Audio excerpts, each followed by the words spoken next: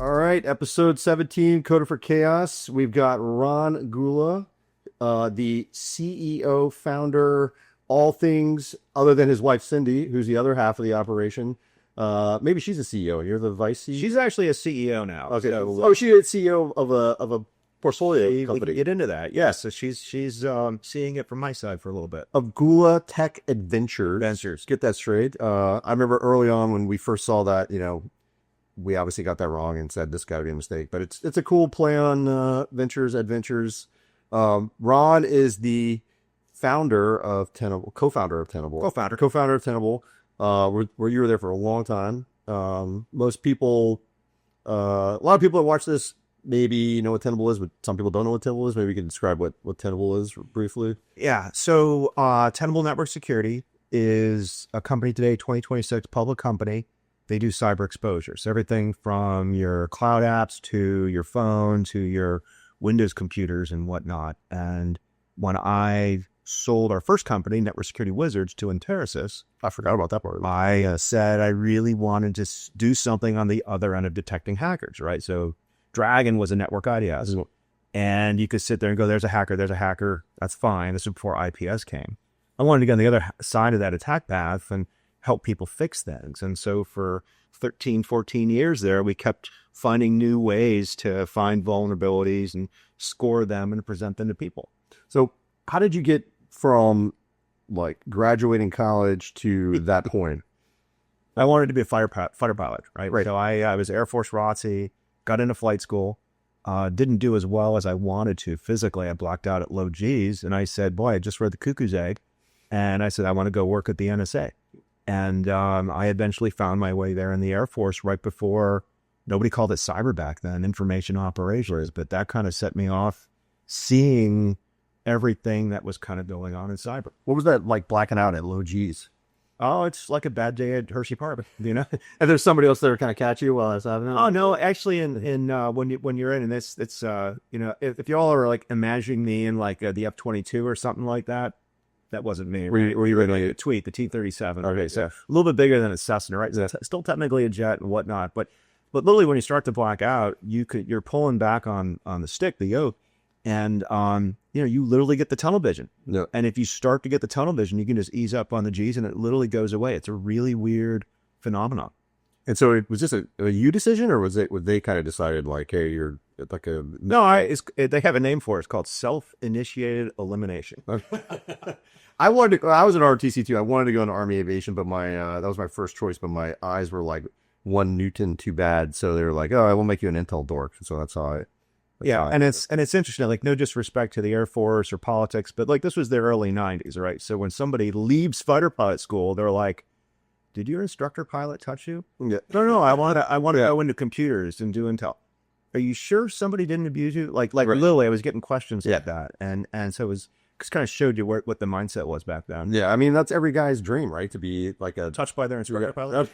That well, baby. But, be an F-15 pilot, be an F-22 pilot, or back then it was probably an F-15 was the premier aircraft. And what helped me with that is, the fighter pilot school were taught by fighter pilots. I had an F-15 instructor pilot. A whole bunch of F-4 pilots, I actually remember when the Netherlands people, the F-16s, they saw the first sort of UFOs. Yeah. One of those guys was one of our instructor pilots, right? So it was kind of cool. So when I was doing cyber stuff before it was called cyber, I got to speak pilot, which means you can, people say you got to speak dumb. You got to be concise and proper about what you're saying.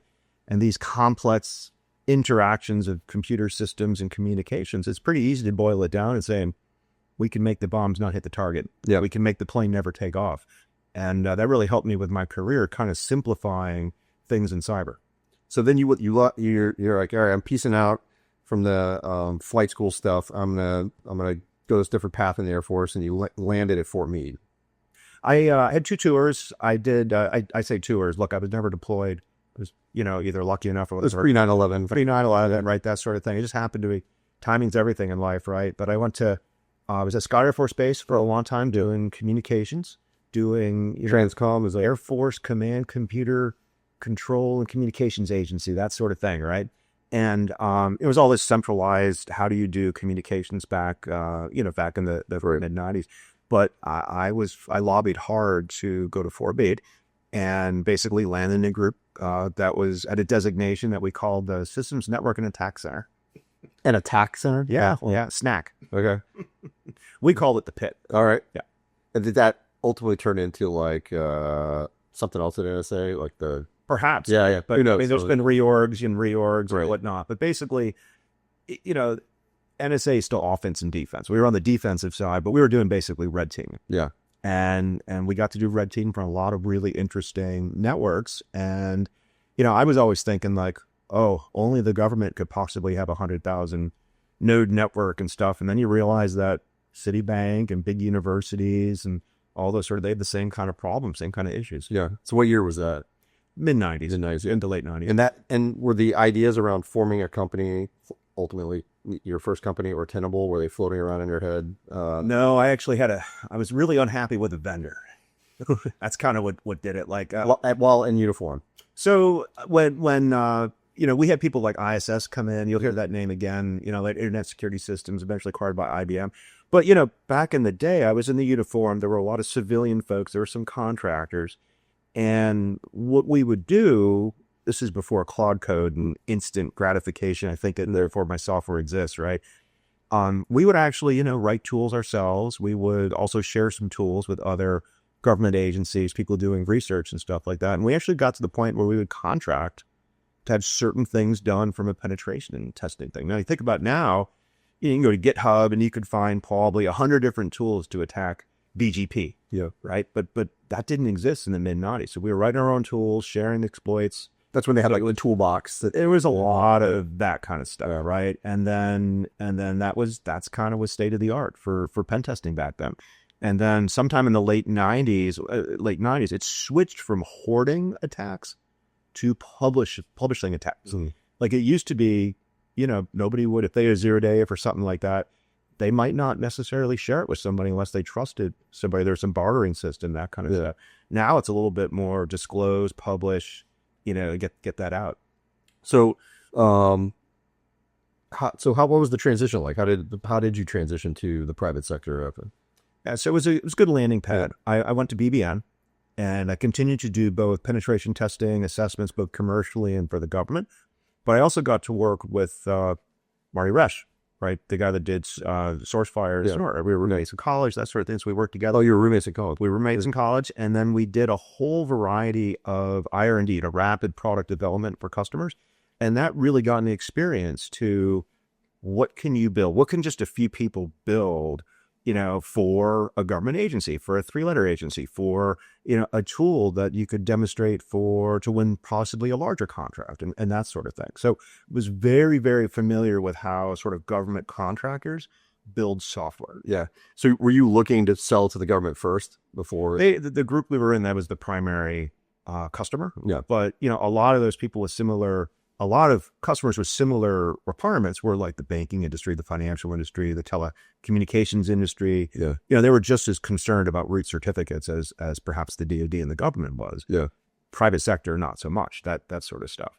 So how is entrepreneurship differ back then from today? Like when you were first kind of starting this up? So I eventually went to this U.S. Networking company, right? So my first IPO, I was kind of first commercial job defending a cloud company, right? So this is before Amazon, AWS, right? That kind of stuff. And it was you and just a few other dudes. It was about, there was 8 or 9 people, a lot of there were some Navy cyber people there. There were some people that went on to found, who were the guys with the spoons? The consulting group. They were really popular in the early 2000s. Someone's gonna kill me. Spoons, like they wore? Yeah, they had like a bent spoon that came out of the Matrix, right? Oh, okay. Their thing. People are gonna be like, what is this symbolism Ron's talking about, right? But basically, when we started Network Security Wizards, if you think about sort of like, what we have, and we're so lucky to have in this DMV region, right? So you got Mach 37, you got Howard County, you got a bunch of different VCs that do cybersecurity down here. There's a bunch of different like seed people and economic development people. None of that existed. Yeah. I went to like a business meeting, just like meet your business in the local area. And I got the lady next to me was selling cupcakes, right? The guy next to it, like he had a franchise for one of the restaurant businesses that had gone out of business, right? Yeah. So I was really fish out of water. And I wasn't really like, oh, you do computer security? Oh, like Booz Allen, right? SAIC. I'm like, no, not like that, right? So the culture of this region really wasn't around what we have today. Yeah, that's how do you think that's matured today? Like, I look at like the Israeli ecosystem and I say, man, it's still way more mature than us for a lot of reasons because it's a smaller place and all this other stuff. But like, I always look at that as kind of the gold standard where you have people with the technical skills and the VCs kind of swirling around them, and all the ingredients are in place to really create some awesome stuff. Always sort of feels like that's happening here in the DC region, but it never totally comes together for me. Yeah. It's weird because you can be in cyber in the DC region and you could be doing a political think tank. Yeah. You could be doing cybersecurity for, a 3-letter agency. Yeah. You could be doing cybersecurity for a contractor. You could be doing cybersecurity teaching at a university, right? So there's a lot of people doing it in cyber. Yeah. It's all part of the ecosystem. But when you think about what's different between this and maybe Israel or Boston, New York City, and California, here we have such a concentration of stuff, but we have these huge separations, right? Let me just name a few, right? NSA, CIA, Maryland, Virginia, DoD intelligence community, right?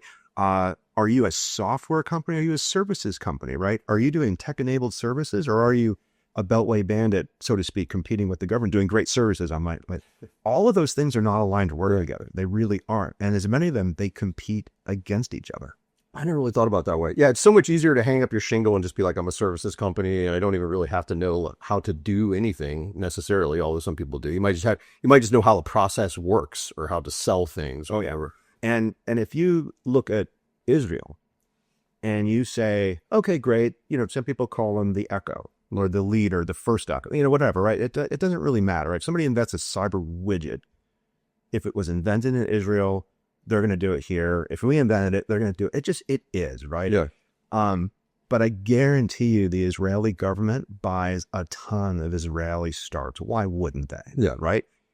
Here, it's not so much. If you said, I'm in Maryland, does the Maryland cyber startup system have a great business with Maryland businesses and Maryland governments and Maryland counties? Absolutely not. Yeah. Absolutely not. And that's one of the big differences between sort of this region and same thing. Look, in California, look, the big companies, they do business with California, but look, startups out there, they complain the same thing. Like, oh, I'd love to do business with the nation of California, or it's basically the way they think about it. Yeah, I mean, that's some of the most the earliest advice we give our portfolio companies is, go sell to 10 banks before you try to sell into government. People have delusions of how to sell into government. Although there's a lot of talk about that changing now under this administration and all sorts of new pathways into government being rolled out. Have you seen any of those come to fruition for your portfolio companies where people are able to? So there's a whole bunch of different things. We're in a lot of different stuff. So like we're in a lot of different companies where the government is the primary buyer. Yeah. So people like Second Front, people like Trinity Cyber. On the other hand, we have companies who, they have maybe 50 customers, maybe 5 of them are states, and maybe one of them is a FedGov. Yeah. And it just, it really depends. I like to talk about, if you can sell to Citibank, you can probably sell to the nation of Israel. You can probably sell to the DoD. Right. It's hard to do all three at the same time. Yeah, You're a startup. So like, how many startups do you have now?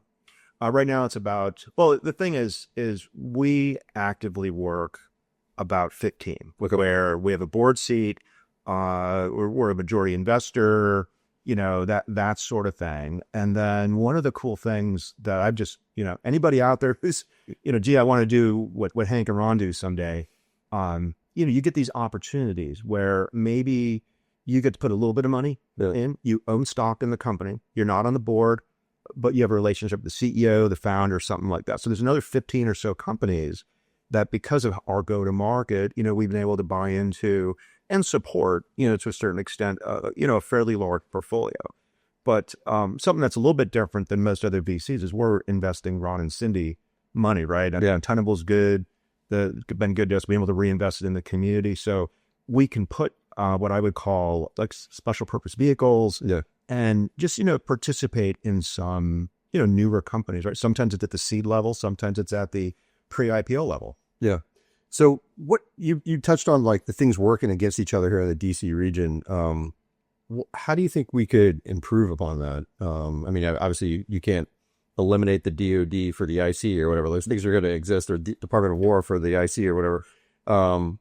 Like this is, I mean, it's just building upon itself. It does feel like it's getting better, but what would Ron Gula for change for a day to kind of make things? So it's really an interesting question, because what do we want to improve upon? And if you said something like, we want to create more entrepreneurs, of course, everybody loves that, right? Yeah. Politicians clap, everybody claps, everybody understands that. If I said, I want to create more millionaires, all of a sudden, then the room gets a little silent, right? And that's the reality, right? If you have, what after doing Tenable, thought it was clever saying, I want to do 10 Tenables, right? I want to do it. And so I got to do some interesting panels, right? I had governors ask me, how would you do 10 Tenables, right?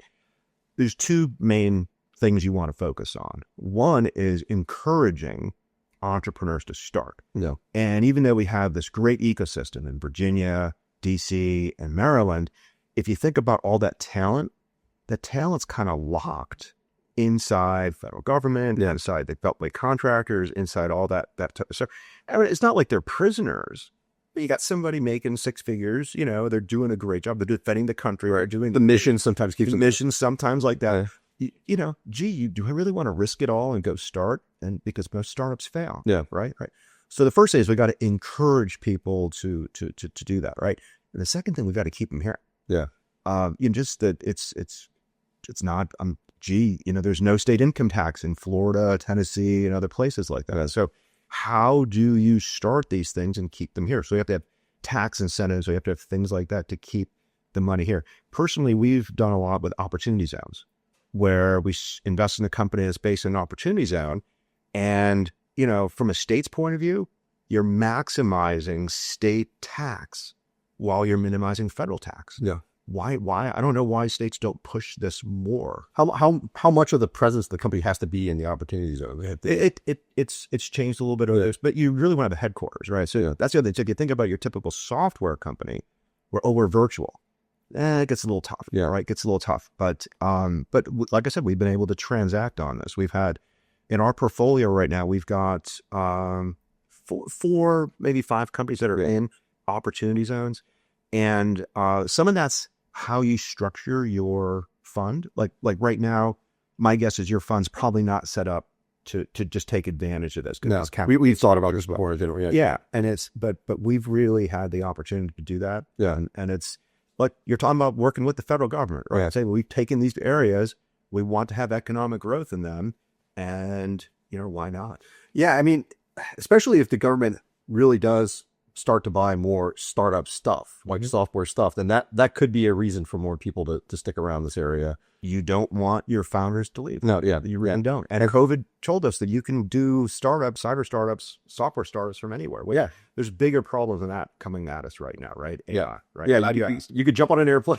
You could jump on an airplane. I think about this all the time. Like, my wife's from Ohio, and, we have a kid now, and we're like, well, it's expensive here. If we had to move somewhere like Ohio, where we had like a family support system, I could take a 45-minute flight from Columbus and be here and do all the things I need to do and go back the same day. And it's really not that big a deal. And that's not now. A lot of people are doing that now. But locally, it just, I guess it doesn't help that each one of these ecosystems are competing against each other to a certain extent too with Virginia. It just, look, and I said there's two things. The third thing is they could buy local. Yeah. Like imagine if Maryland said, look, we're not going to do this competitive thing, buy the best product because we're the government, but we're going to, give consideration to local companies. Yeah. A lot of people are stunned to hear that Tenable never really had any major interaction with Maryland agencies for a long time. Yeah, that is stunning. And people are stunned to hear that we've never invested in a company in Washington, D.C. because there's just never been a startup. There's just not a lot of startups coming out of Washington, D.C. producing products. Because of all the reasons we just discussed. Yeah, 800-pound gorilla in the room, changing everything, AI. So those days are gone, right? Like, there's, we can work, the government can get in its, get in our way or get in everyone else's way all they want.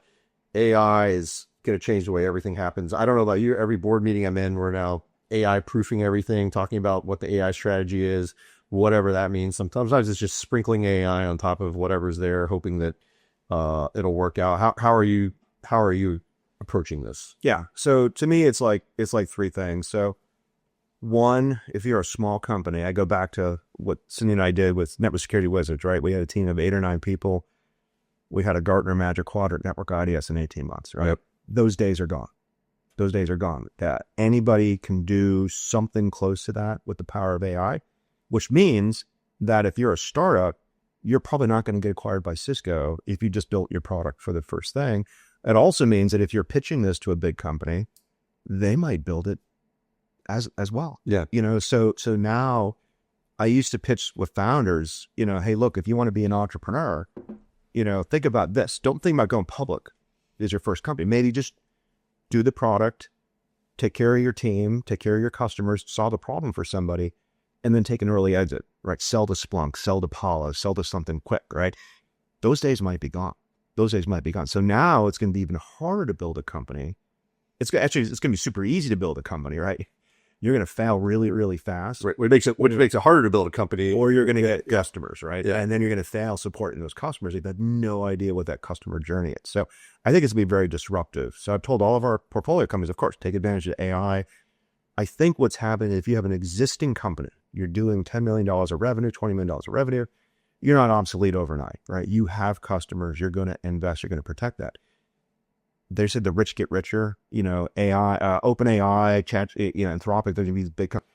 I think CrowdStrike, Palo Alto, Tenable, SentinelOne, big established companies, AI is going to make them bigger and more established. Really? That's the way. So it's going to be just harder to get a new brand into there. And so they won't necessarily acquire startups to do all this stuff. Like they might a little bit of that. The way I talk about it is this: did you go to that secret cybersecurity meeting where we talked about all the best practices that we don't tell anybody about? No, I didn't make that one. Right.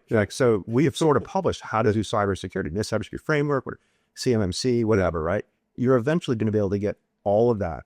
Yeah. From CrowdStrike, from Tenable, from Huntress, from an NDR, from whatever. Right. So if I can buy everything from that, it's sort of like a car. Yeah.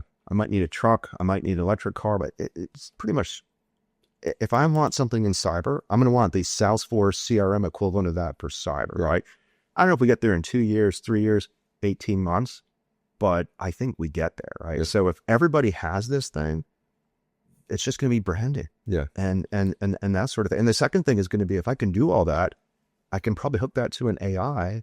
I can come after the CISO for their job. Right. So of course, look, if I can innovate and help CrowdStrike or Tenable get further down that vision, that's interesting, but we'll see. Meanwhile, the adversary is adopting AI as well and saying like, okay, we're going to do this and do that. How do you see that? Are we going to get, are we going to be tripping over our own feet while they're moving at light speed? And I think we always give credit to the bad guy, even though the good guys stop 99% of the attacks every day. And of course, it's the one that gets in that's there. There's a couple things that we haven't seen yet. Like we haven't seen a new class of attack. MITRE hasn't added a new thing to MITRE ATT&CK that AI has come up with, right? And it's like, if you study chess. That's a good point. I'm flirting with it. Yeah, if you study chess, there's these new maneuvers and stuff like that. It's like, well, if you're at this level, you can do this. And there's literally like modern chess theory that's different than the rules of chess in like the early 1900s, but it's still the same rules. It's a little unfair to talk about that today because I didn't realize there was a little innovation occurring in chess. It is. And there's a lot of innovation and how to think about that kind of stuff. A lot of people equate that to cyber. The reality is we don't know what the playing board is, right? But my point is like, look, there hasn't been a major explosion in vulnerabilities. If there is, no one's really talking about it, right? Like I hadn't seen a presentation at RSA like, oh my God, how do you manage 10,000 0 days? Yeah. Right? That are like just poppers up every day. There's no science of how do I measure this huge amount of 0 days, right? Maybe it's a SAP somewhere in the government. Maybe it is, right? But my point is that if I can use AI to find, so they made a big deal that they reverse engineered, was a Claude code, and they found remote code execution. Great. GitHub has that built into that platform. Yeah. They've had AI looking at source code security for a long time. Now, people miss things, but everybody benefits from these things. Yeah. And for the most part, Google and Microsoft, they're doing a fairly decent job of keeping vulnerabilities down. Now, people who are doing disclosure, they might argue otherwise, but and ransomware's going down, ransomware payments are going down, the price of zero-day exploits on Apple's going up. Things are moving in the right direction, and I haven't seen AI make things difficult or impossible. They've made things easier for the defense and the offense. Yeah, and you're a real hands-on. You're probably the most hands-on, at least in cyber VC I've ever met. Like you have like your own kind of like lab, maybe. I mess around with stuff, and I'm not nearly as technical as you. But I've always been a good translator of like technical things, but not actually that technical. But so how much have you actually played around with AI personally? Because I imagine you are. So it is, I had words on the website, words in the PowerPoint, words in the documentation, words in the product. It's hard to get all those four things to align. Yeah. And one of the things I've always done as an investor is try to align all that stuff. Yeah. Like with Polarity, you were always using Polarity. I love Polarity, right? It's a common investment. Had a great time working on that. Way to go, Polarity. You guys are over at Data Miner now, so congratulations, right? But yeah, I would run that, and I was always looking for other use cases because to me that was such an innovative product, and be able to run it and hook it up to that it's interesting.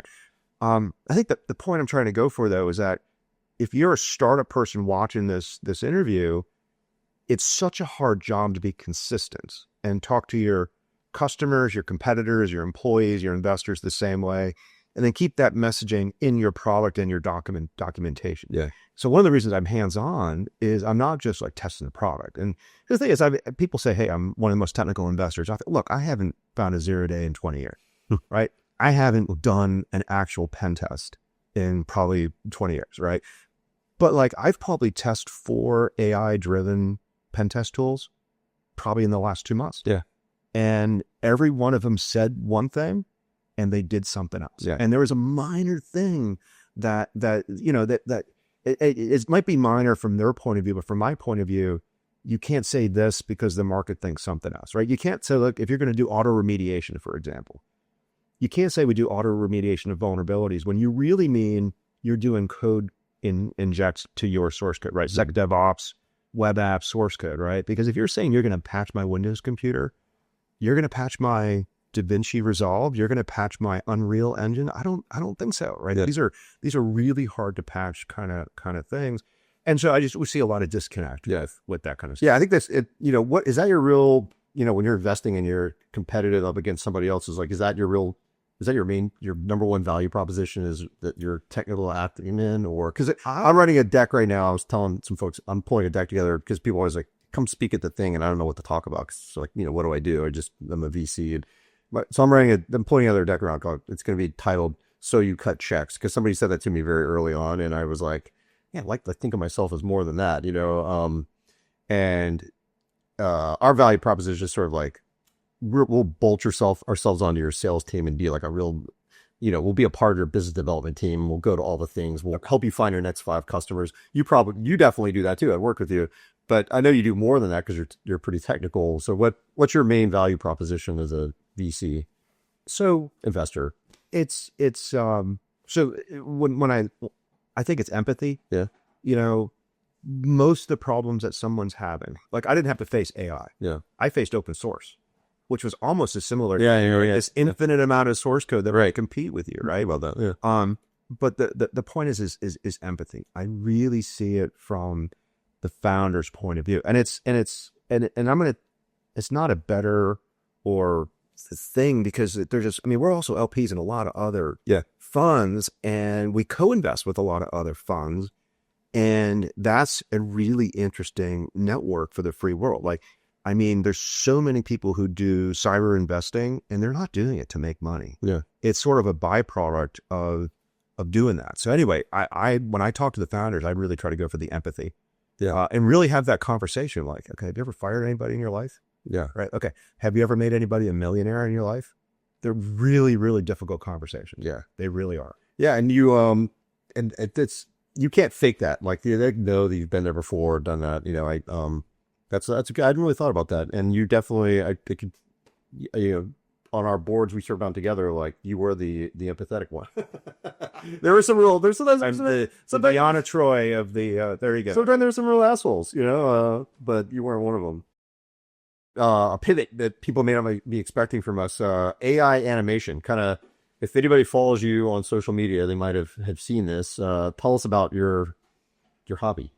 So it's again just trying to stay touching things and seeing how AI is going. So I got briefed on sort of the Salt Typhoon stuff a long time ago, and I'm like, wow, I really need to show people kind of what does it mean to like hack into a router, doing things like I can change the IP address that I'm communicating to so that people are hunting for it. It's just irrelevant because I can change it at the router, right? So I taught myself Blender, I taught myself some stuff there, and that was like, well, I really can't say, gee, I saw Hank on a panel. You're always good on panels, but he said this. I can't talk about that.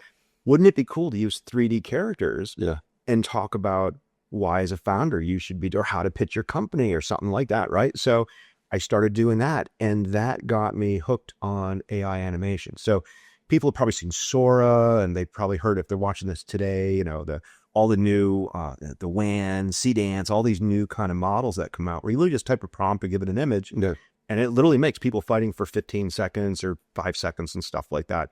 I use that, but I also use full Unreal 3D Pixar style animation, and I do that to talk about company stuff and cyber stuff. I have a virtual AI that I can interview. I've interviewed the Terminator, Agent Smith, and stuff like that. And it's really interesting because it keeps me involved with all of that kind of stuff.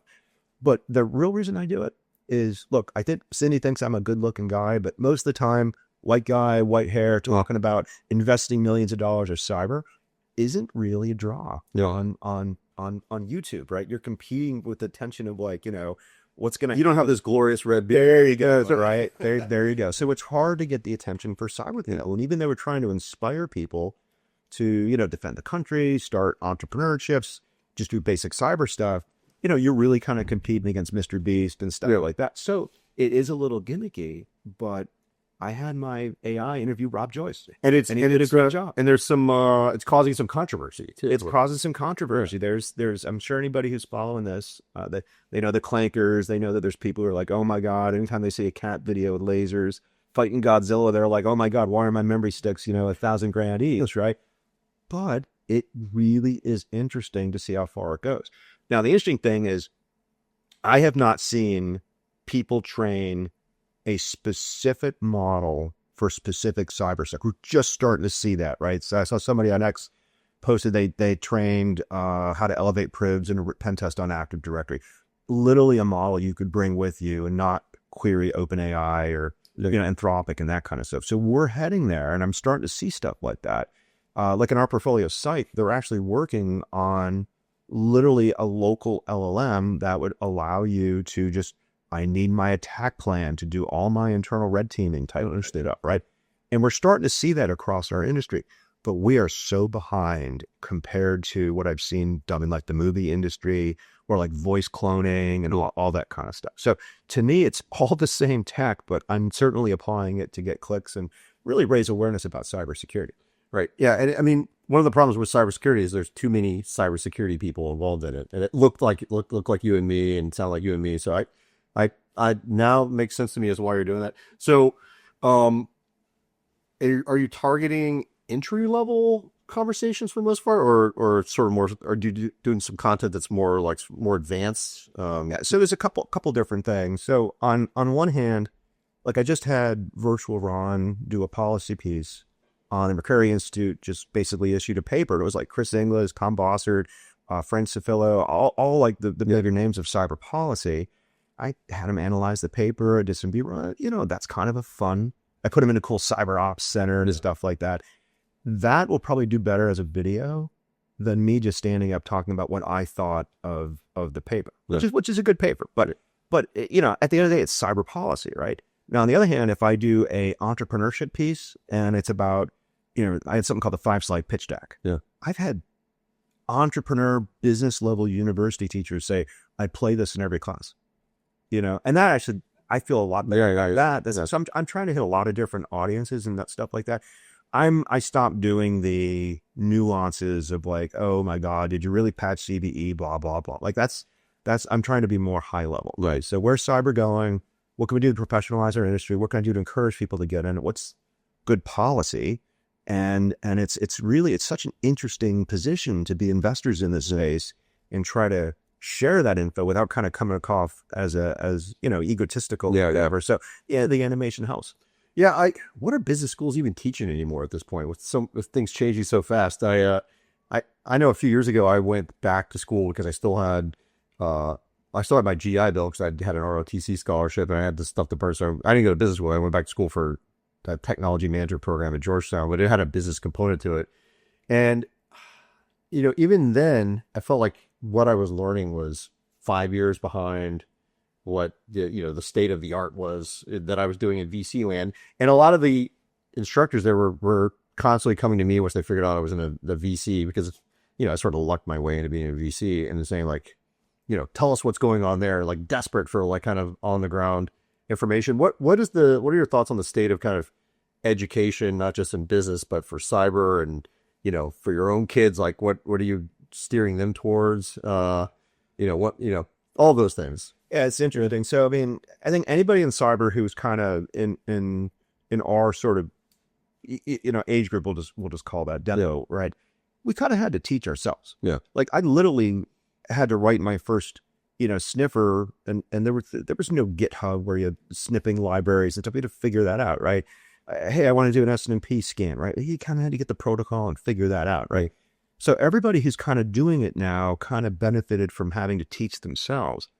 The problem now is if you're just starting out, you have so much to learn.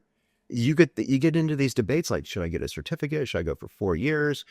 What should I really concentrate on? Where do you stand on the certificate debate? So where I stand on it is that experience trumps knowledge. Yeah. So look, you can get a 4-year degree, and I know plenty of people with 4-year degrees who have had great careers in cyber. But I also know a lot of people who have a math degree. Yeah. And they had a great career in cyber, right? So the question really is if you're going into cyber, things change so fast in our industry. Yeah. If you expect somebody to tell you what to learn, you've got to blaze that trail, right? So the way you do that is you got to get experience. And one of the things we used to do is we would do these competitive grants to help nonprofits, both for like underserved communities and just cyber policy, like get women on boards for cyber risk and stuff like that. We kind of pulled away from that. And we said, look, all that's important and that's going to happen. But the thing that's important right now is the new people need experience. And getting experience is so hard. So we started something called the Cyber Ready Clinic. And it basically works with community colleges.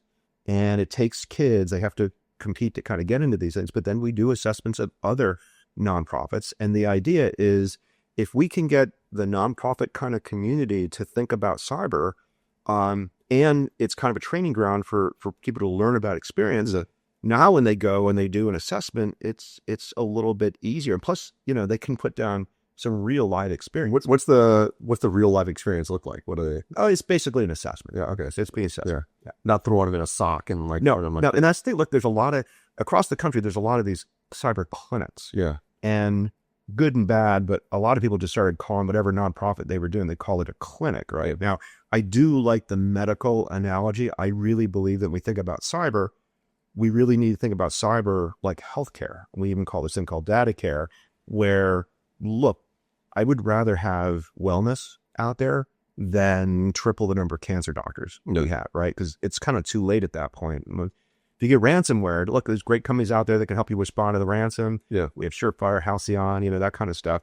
But prevention is so much better, right? And that's why I'm like, the more we can get people, I want every IT person to know something about cyber versus having tripling the number of cybersecurity experts. Right. Sort of an awareness campaign across people that touch the whole space. Do you think the military is still a good way to kind of like get into cyber? Yes. Yeah. Absolutely. The military does things that the private sector doesn't do, right? We have skiffs, we have duress words, right? We have physical security. Yeah. Not that we don't fit, but they really take security pretty well, right? But they also have an adversary, right? They have Chinese spies, people flying balloons over us trying to do stuff like that. So that's a mindset that you get. And, one of the things that benefited us at Tenable is that a lot of the same things we were doing for the DoD, you would see them at the banks. Yeah. And it's sometimes the same You people. follow the same adversary from like what a government customer or But commercial it's, customer. like I said, there's no secret way to secure a network. Yeah. Like there's air gapping, there's access control lists. At some point, it's like, how much do you want to spend, and then do your risk management decision. Yeah. People do it. So military is a good way to get exposed to that. I had a guest in here recently, and they were saying, it's not a big deal if there's a cyber, like we haven't seen a big cyber attack on the New York Stock Exchange or whatever. But it's not a big deal if it does, because they'll just, swap a few servers out, pull a few cords out and plug it back in, and it'll be operating again a few days later. Do you share that kind of like, so I don't personally have million knowledge of that. I know after 9/11, that whole sort of mentality was we need fault tolerance, we need recovery, we need things like that. So I don't think we teach cyber that resiliency part of enough of that. Like, how do you suffer an outage? How do you suffer when, you see this in startups a lot, right? Oh, I have one Amazon zone, right? I don't fail over. I'm not multi-tenant. I can't move to GC. I can't, that's an interesting thing. Thinking the how do you manage that risk? We don't think about it like that. As a military, like I still think back when I was like, 2 is 1, 1 is none. It's kind of like military, at least in the Army, it was kind of like, when you're packing things and you're putting load planning, it was just basic stuff. So I was thinking about like just from my time in the military, from not doing cyber to being on the cyber side of the military, my tactical mindset made me a better cyber person, because I just kind of have like the basic tenets of anything. Resiliency is what we're talking about. What do you think about a cyber force in particular? Like there's a lot of talk about that right now. Some people are saying President Trump is just going to like, sort of like Space Force is just going to get announced, and we're going to like suddenly say there's a cyber force, and everyone's going to have to figure it out. Good, bad, indifferent? So I think it could happen. I think if it happens, it's going to be good for the professionalization of our industry. Yeah. However, I think of cyber force as an offensive force. Yeah. And a lot of people think of that as like an army of hackers. Yeah. And look, there might be like that, but this is the one part about doing a public, YouTube show. You really don't go into what are all the tactics and techniques. Yeah. How much, like intelligence preparation of the environment, how difficult that is. Yeah. Cyber. Yeah. And it's funny, when I had Viron, which is my AI, when I had him do the analysis of this McCrary paper, there's Title 10, Title 50, right? So you got the military and intelligence community. One people want to blow shit up, right? And the other people want to spy on it, right? And that's a tension, right? And that's a really simple kind of analogy, but cyber force would be a lethal fighting force. That's not really something that people aspire to go into cyber think about. Like that this 0 day could kill somebody, right? Or it could make. That's a good point. People, that's not. People think about it from a defensive standpoint. Yeah, right. Like I don't think people go in the military and want kill people or anything, right? But that's kind of the imagery. And then when you think about professionalizing cyber, one of the reasons Cindy kind of pushes data care, we've been pushing this data care, is on one hand you have the people running into the fire, right? Well, what's the IT equivalent of that, right? So that's if you're running into a defensive situation where the Russians have hacked you, you have all these other social and political and legal issues. That's not exactly offense. You're playing defense at that. I mean, you're losing at that point, right? And then we start thinking about recruiting people into the industry. Yeah. Would the DoD rather have another 5,000 offensive cyber people who are capable of doing classified cyber operations, or would they want every IT person to be a little bit 5% better in cyber? I think you want those. I think you'd rather have. And then frizzled around all the branches of the military. Yeah. Yes, it's just like the hospitals, right? Like technically, we do have a uniformed military health service, but the Air Force's hospitals, the Navy's hospitals. Yeah. We don't have a hospital force, right? So one of the counter arguments is, look, most of this cyber thing is a defensive mission. You don't. So I'm like, look, I would say I'm all for cyber force. Yeah. But keep the defensive mission at DISA. Yeah, but keep it at the DoD. The uniform military health service, that's tiny, right? Like, that's what I say. Yeah. But I used to say we don't have a health force. Yeah. And technically we do. Yeah. But it's everywhere. It's spread out. Yeah. But that's my point. Is like, I'm all for focusing lethality. Yeah. But then the other thing is, okay, if I was in an attack, pick, an embassy in DC, and I want to spy on that. I've got cyber attacks. I've got physical attacks. I've got signals intelligence attacks. I can have walk-ins from their embassy who can defect. I can intercept, a million different million things, right? And, and that's really important. And blowing things up in cyber is a different thing. Yeah. So one of the things I really want to see if we have a cyber force is a separation from the intelligence community. Yeah. And I really want the equivalent of the B-21 Raider. Like, I want somebody who's going to buy a cyber weapon and they're going to name it, and it's a program and it's a thing you can see. And people are like, what are you talking like it's the 101st offensive cyber unit, and there's or they have the Whopper 9000. Yeah. Right. I think that's really, really important. Yeah. Because if they don't have the shiny thing that they can touch, right, it's classified, it's block program, and it's really, really, really hard to show. Yeah, I completely agree with you on that. And it's not a deterrent, right? And it's not a and that's the thing. Yeah. And so that's the thing I'm worried about. Is it going to be a paper force? And if they do anything, we all know that they've done something, but they don't get credit for it.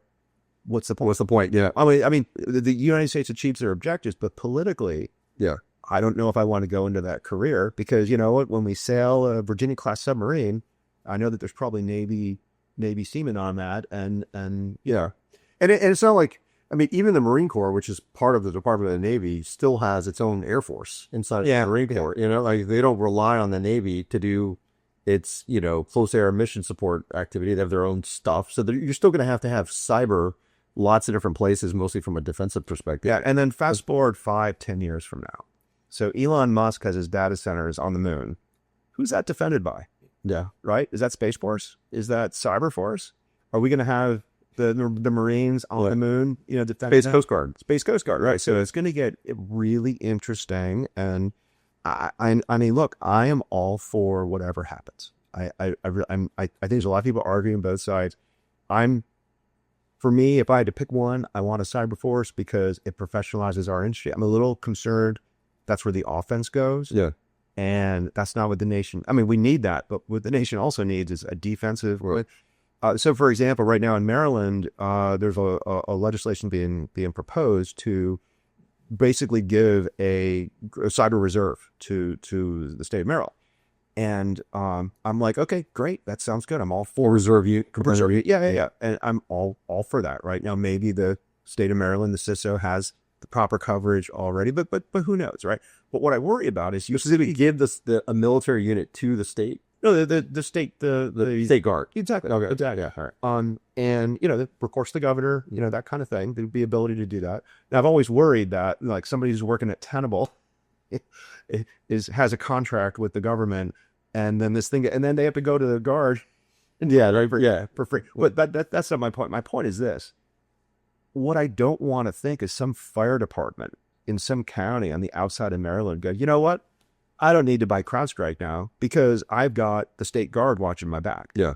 And I think the general public doesn't know about those levels of intricacies and stuff like that. Now, I would love the states to have that fire department's back.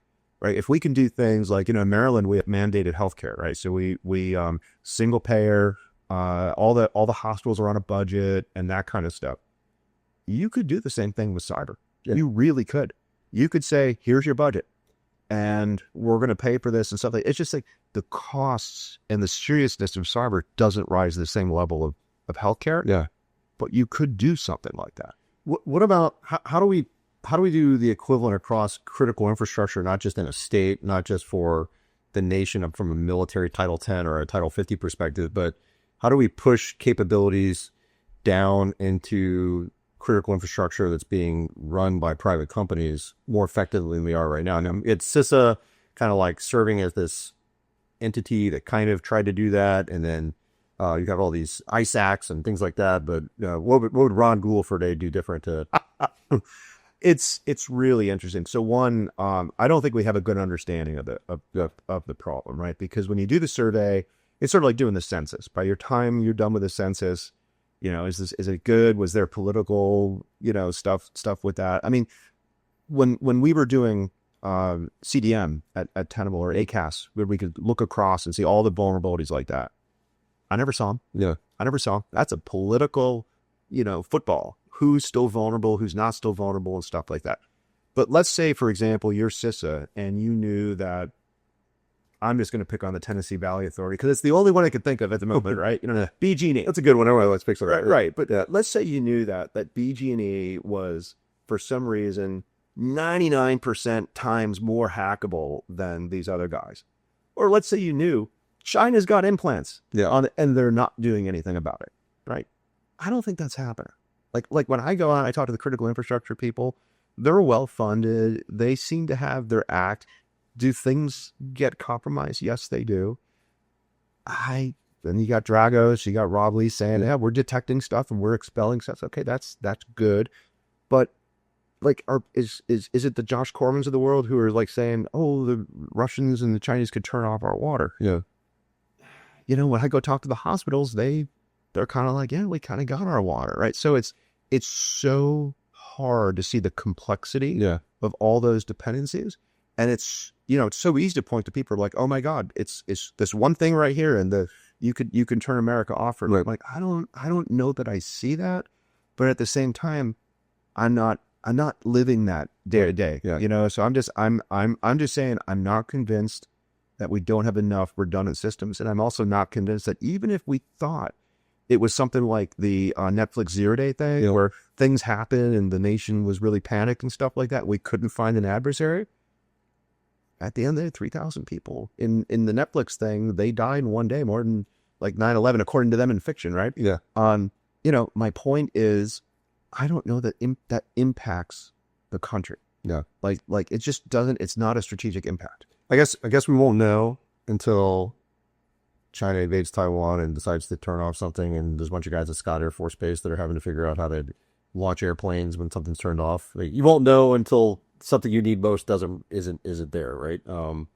I think when we look at history and we look at the complexities of what happened in World War II and what happened in World War I and what happened in just all these different Desert Storm and whatnot, if you're going to look back and write about what happened I look at some of the fiction that's out there. You got Peter Singer writing Ghost Fleet, where China rolls into Hawaii. Right? Everybody says Taiwan, they roll into Hawaii, right? There's a lot of interesting war games out there where they've done these kind of things. It's so hard to predict, okay, they're going to take out one hospital, or they're going to put an EMP over just San Francisco as a warning. Right. There's other nuclear war theory and stuff like that. And you don't want to escalate and that kind of stuff. So what was the movie on Netflix where they launch a missile and... I apologize if we go into... Oh, I know what you're talking about. Oh, man. But the missile's launched. Yep. It's coming from over the Pacific. Yeah, it was just recently. But we don't know who the adversary was, right? And then you don't even know if it explodes. I'm not ruining anything.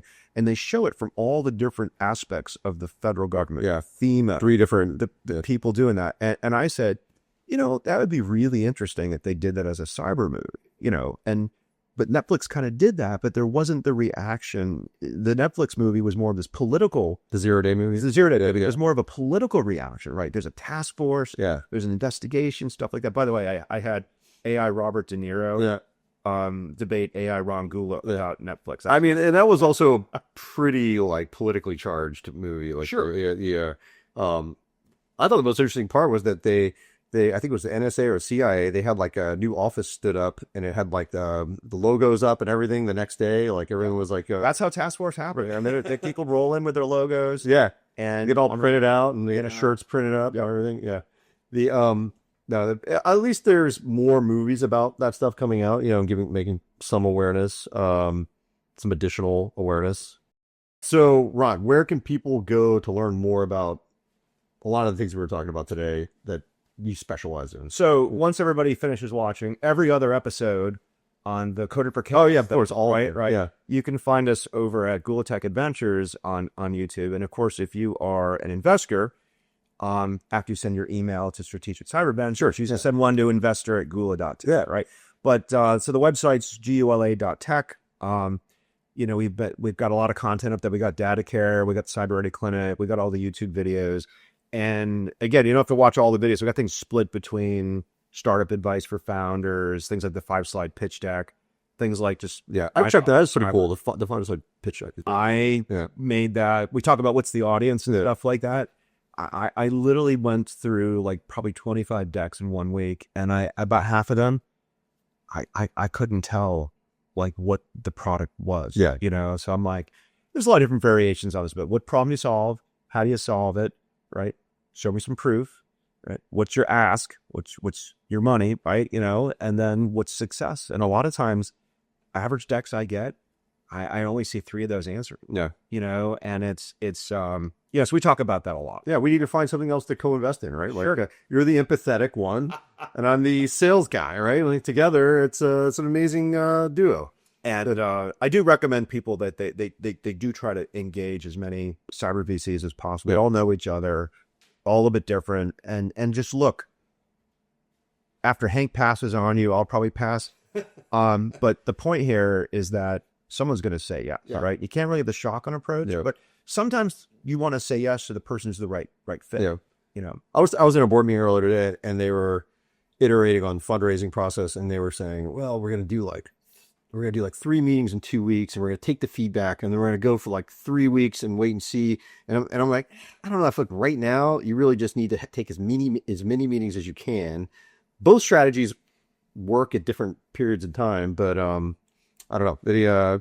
I guess it depends on how much you're raising. There's a whole bunch of factors. And look, I mean, I was thinking about, as we prep for some of this, talking about like the future of the venture industry, and of course, AI is going to overshadow that. Right. So one, if you can make something physical, and you have a way to make it in America, everybody likes that. Yeah. Like we've got a couple investments. We've got a jet engine company with no moving parts. We've got an electric motor company with no rare earth metals. You had that. Yeah. So these things are out there, and there's ways to innovate. Yeah. But if you're 2 people and you are coding a solution, you better have patents. Yeah. You better have really, really strong, something defensible, right? And it's going to be this guy. I really think venture capital is going to skew towards bigger checks. Yeah. Bigger, let's create a company from the ground up, which is also risky because you don't have any customers. Yeah. But that's where I think these things are going to skew. The companies are going to get bigger and bigger over time, which means venture capital's roles probably have to create bigger businesses. What about messaging right now? Do you think AI is going to, it's a bit of a deviation, but it just popped into my head. Like, we're using Signal right now. The Department of War is using Signal. Everyone's using, that's the kind of the state of the art. Even for like incident response, I think a lot of CISOs are using Signal for incident response. Like, is AI about to come in and like defeat a lot of the things we use that we think are secure? I don't think so. No. And we're going to be able to live in some of those channels. So I worry about a couple things that I'm actually doing. I'm going to do a video on, we all heard of an air gap. Yeah. How do you AI gap something? And what does it really mean to keep an AI away from your data? And, that really means an AI SaaS service, right? An LLM sitting there by itself, unless you hook it up to like Claudebot or something like that, right? Sitting there by itself doesn't do anything unless you tell it to connect and stuff. So if you really want to have all your chat, all your data in one spot, and a local LLM that can summarize that for you, you don't need to connect that to ChatGPT. Yeah. You can design that. The issue I have today is almost everything that we use, Dropbox, Box, SharePoint, it all has a connection to one of these cloud things. And they're going to tell you up front, we won't use your data to train an AI. Okay. Are you going to sell it to my competitors? Yeah. Are you going to spy on me? Yeah. That's, so what's in the Gula and stuff like that is going to be interesting. So look, I don't think an AI might be able to understand all that and say, look, you're really leaking data here, and that's a problem. But for the most part, I don't think there's going to be some, fictitious way of going at it. Only the government has access to subpoena all those people and that kind of stuff. Yeah. What about the post-quantum issue that everyone's kind of like putting a date on the calendar for, saying, so props to the government saying, go and start changing. Yeah. It's an important issue. You still have to do collection, which is interesting. So we have an investment in a company called Shard Secure, which such file sharding. I can put a little bit on Google, a little bit on Apple, a little bit on Dropbox, and you can compromise one of those. You can't get all the data. And if you got it, you can't even break the encryption because it's separate files and stuff like that. People understand that, but it's not a top priority for people. Yeah. Well, Rod, thanks for joining us on the Coded for Chaos podcast. Really appreciate it. Hope we get to work together some more soon. I would enjoy that as well. So hope everybody enjoys this video. Thank you very much. All right. We'll have you back in.